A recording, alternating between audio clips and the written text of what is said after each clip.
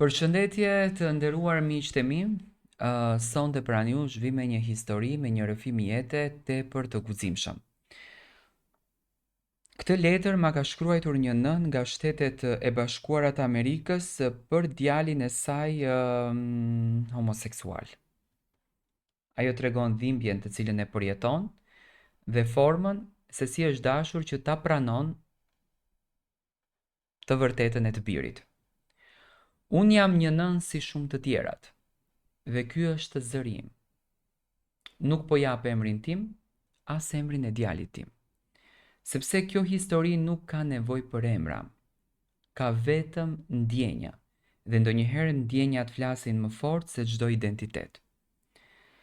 Nëse sot po hap zemrën time, është sepse mbaj brenda një histori që më ka ndryshuar për jetë.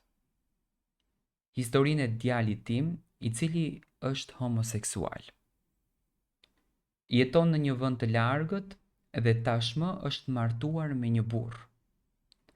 Rruga deri te pranimi i kësaj ka qenë më e vështira e jetës sime. Një rrugë me lot, faj, luftë me vetveten, por edhe një fund të bukur që unë e quaj dashuri. Që kur ishte i vogël, djali im ishte ndryshe. Jo në kuptimin e keq, por ndryshe nga ç'isha mësuar ta shikoja. Të gjithë fëmijët e lagjës vraponin, ziheshin, hidheshin, bërtisnin. Ai ishte i qetë, i butë, i menduar, dinte të dëgjonte, kishte një lloj delikatese që unë në fakt e admiroja. Por e frikësoja edhe pak. Sikur zemra e tij ishte shumë e butë dhe shumë e brisht për botën. Ndonjëherë më shikonte me ato sytë e thellë dhe më thoshte: "Mami, pse njerëzit nuk janë të gjithë të lumtur?"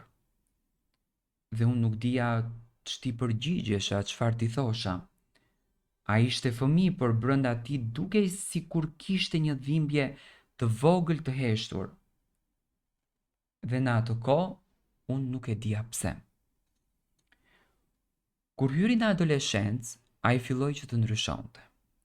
Filloi të rritej në trup, po sikur ai zvogëlohej në shpirt.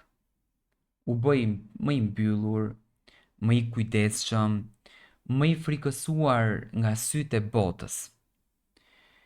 Çdo herë kur familja fliste për martesë, për vajza, për të ardhme, normale e shikoja si ngrihej pak, si tensionohej pak, sikur e ulte kokën. Unë nuk e kuptoja, mendoja se ishte turp, mendoja se ishte i ndrojtur, por nuk e imagjinoja kur se brenda atij fëmije ishte një betejë shumë e madhe, një betejë për të mbijetuar shpirtërisht. Mbaj mend një mbrëmje, e gjej të ulur në dhomë, i mbështetur pas murit. Dukej sikur kishte qarë, dhe e pyeta: "Çfarë ke? Pse po qan?" Dhe ai më përgjigj: "Nuk jam mirë, mami." I them unë: "Pse je i sëmurë?" Ai uli kokën edhe më tha: "Do të doja të isha ndryshe." Nuk e kuptova. Sot kur e kujtoj atë natë, zemra më shpohet nga brenda. Ai më tregoi të vërtetën dhe unë isha shumë e verbër për ta parë atë të vërtetë. Ai e mbajti sekretin e tij me vite. Derisa një natë, kur ishte rreth të 20-tave, u ul përballë meje.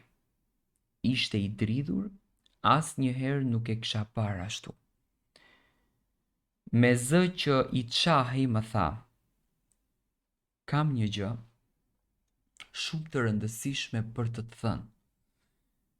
E preka në dorë dhe e pyeta: "Ke bërë diçka të keqe? Je në telashe?" Ai tundi kokën, më shikoi drejt me lot në sy dhe më tha: "Mami, unë jam homoseksual. Ato fjalë më goditën si një stuhi. Unë grita me njëherë si kur toka u drodh poshtë meje. Kisha 1.000.000 pyetje në kokë, por asnjëra nuk dilte dot jashtë. Ai filloi të qante, duke menduar se unë do ta ureja, se do e dëboja, se do t'ja ktheja shpinën. Çfarë do të bëja në ato momente? Dhe unë heshta. Nuk i thash që e doja, nuk i thash që ishte fëmia im. Nuk i thash asnjë gjë. Thjesht u largova në dhomë dhe fillova që të qaja. Isha e frikësuar, e hutuar, e rritur me një mentalitet që nuk të lejon të kuptosh me njëherë. Sot e urej atë moment. Sot do t'jepja gjithçka, ta përqafoja me njëherë, ta mbroja dhe ta mbuloja me dashuri, por koha nuk kthehet pas. Pas atij zbulimi, shtëpia si kur u nda më dysh. Unë me fajin tim, ai me dhimbjen e tij. Nuk grindeshim, nuk flisnim keq, por kishte një mur të padukshëm mes nesh.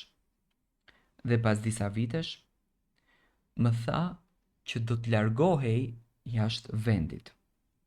Më tha se atje mund të jetonte më i lirshëm, më i sigurt edhe më i qetë. Unë e dija që arsyeja e vërtet ishte tjetër. Ai po ikte sepse nuk mund të ishte vetja në vendin e tij as pranë nënës edhe babait të tij. E përcolla në aeroport duke mbajtur lotët me zor. Ai më përqafoi fort edhe më tha: "Mos u mërzit, mami. Do t'jemi mirë." Por unë e dija që ai po ikte me një dhimbje të madhe. Edhe e dija që unë isha pjesë e asaj dhimbje. Vite të tëra kemi folur në telefon. Ai qeshte, tregonte histori, fliste për punën. Por në zërin e tij, në pauzat midis fjalëve, unë e ndjeja. Ai kishte përjetuar bullizëm, kishte përjetuar vetmin, kishte përjetuar frikën e refuzimit, kishte jetuar vite duke menduar se nuk ishte i vlefshëm në jetën e tij. Nëna e ndjen, edhe kur fëmia nuk flet, nëna e ndjen. Më shumë se doja, e dija që ai po ritej larg meje. Sepse këtu nuk kishte gjetur një vend për të qenë vetja.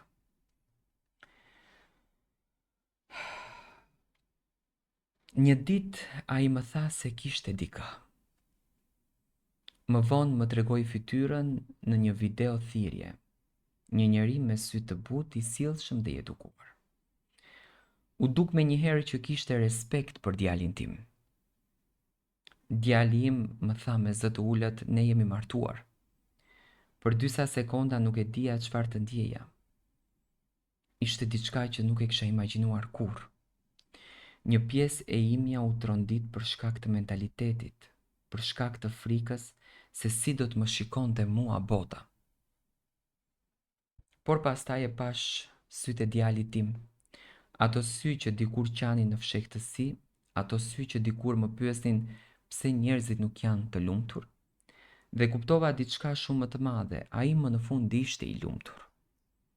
Dhe lumturia e tij ishte e rëndësishme se çdo traditë, çdo mendim dhe çdo paragjykim. Kam kaluar shumë net duke qarë, duke reflektuar, duke i kërkuar falje në heshtje vetes. Kam luftuar me vetveten, me edukimin tim, me frikërat e mia, por sa e rëndë është për një nën të pranojë një realitet të tillë. Dhe sot do ta them me zemër të hapur, kam mësuar ngadalë me dhimbje, por thellë në shpirt: djali im është mirë atje. Djali im është i ndershëm atje. Djali im është i dashur. Nuk ka gabuar asnjë gjë. Por si nën më dhimbset shpirti ta shoh djalin në këtë rrugë, se ai është vetja, është i lumtur, ai është njeriu që Zoti e krijoi. Nëse ka ndonjë nën që më dëgjon, do t'i kisha thënë që mos i bëni gabimet e mia. Mos i lini fëmijët tuaj të qajnë vetëm. Mos i detyroni të largohen nga shtëpia për të gjetur veten. Punoni me fëmijët. kuptoni që në fillimet e tyre, sepse unë nuk i vura sy, nuk i vura vesh, unë e anashkalova. Kjo është historia e kësaj nëne, e cila me lot në sy flet për të birin, që fatkeqësisht është në këtë fenomenin e ditëve të sotme që po bëhet shumë virtual, që po komentohet shumë, që po flitet shumë dhe që po quhet shumë normale, që unë nuk dua t'i paragjykoj në asnjë mënyrë, domethënë është e drejta e tyre, por thjesht faktit unë mendoj që Zoti në këtë univers ka dhënë një mashkull dhe një femër, ka dhënë di gjini për të kryer marrëdhënie seksuale, një vaginë dhe një penis dhe duhet respektuar këto gjëra, sepse mendoj që duke patur një mashkull dhe një femër, bota është më e bukur, bota është më e ëmbël dhe edukimi ndaj fëmijëve, ndaj të ardhmes së tyre, është një rrugtim që ndërton karakterin, ndërton besimin, ndërton vlerën e tyre si njeri për të mos hyrë në rrugë të gabueshme dhe për mos të ndërtuar ndjenja të këtilla.